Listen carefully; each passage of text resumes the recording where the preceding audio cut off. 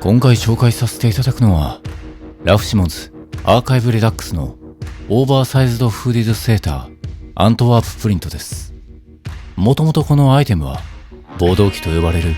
2001AW コレクションライオットライオットライオットに登場したもので、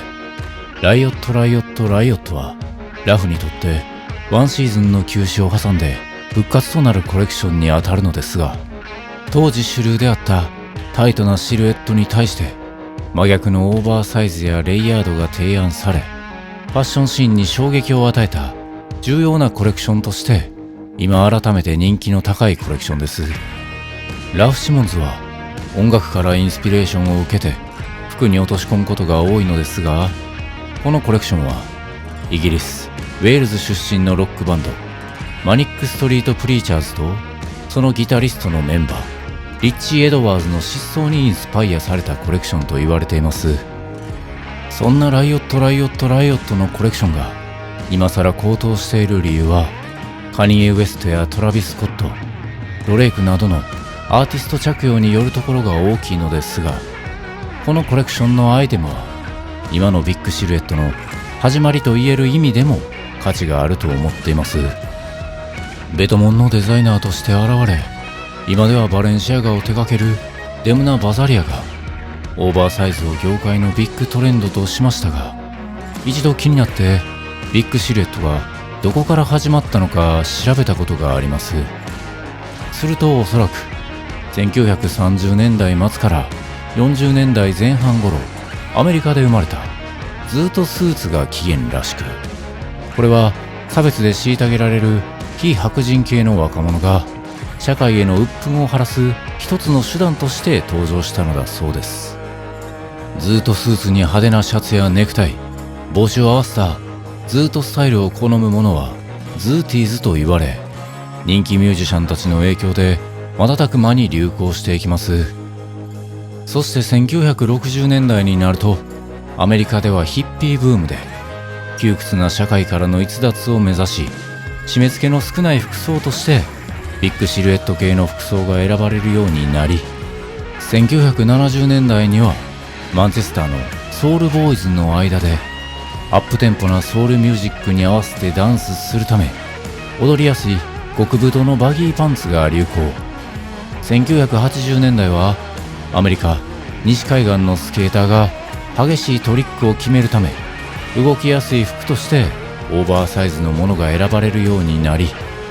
1990年代といえばヒップホップの黄金期。ここでは十分な生活費を持ち合わせなかったダンサーやラッパーたちが子供に大人の服を着させ、そこから成り上がったアーティストのスタイルの中でオーバーサイズが成熟していった、そんな流れがあるそうです。ただこれらはいずれもカルチャーの中での一つの着こなしで、ブランドとしてこれらのカルチャーを編集してコレクションの場で提案したのがこのラフ・シモンズであり、またそのタイミングが特別でした。ライオットライオットライオットにおいてラフは1999年に自ら確立し好評を集めたスリムで細長いシルエットを捨て去り、これまでの自身のクリエイティブとは対極であり、トレンドとも全く異なる提案をしてきたのです。 2001AW シーズンはエディ・スリマンによるディオール・オムがデビューしたシーズンでもあり、そこからラフが打ち立てた細いメンズシルエットの勢いが加速していく裏で、まだ全く手つかずであり、21世紀初のビッグシルエットとも言うことができる未来のコレクションを発表していたのです。このパーカーのオーバーサイズについては、ウィーンのフリーマーケットにいた少年の着こなしに着想を得たと言われておりますが、正規のサイズ感としてこのオーバーサイズを提案した初めてのコレクションブランドがおそらくラフ・シモンズなのではないかと思います。つまりこのパーカーは21世紀のビッグシルエットにおけるアダムとイブのような存在で、ここからベトモンやバレンシアガのようなオーバーサイズというシルエットが成熟してきたわけで、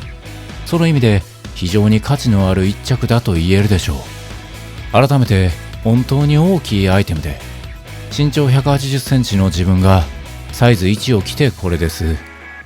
本当に子供が大人の服を着たような、そんなサイズ感になっています。そしてこのグラフィックプリントです。この元ネタがちょっとわからず、もしご存知の方がいらっしゃれば、ぜひ教えてください。あまり人に理解されるシルエットではないですし、袖が長すぎて手を洗うたびにめちゃくちゃまくる必要があります。そして丈も長いので、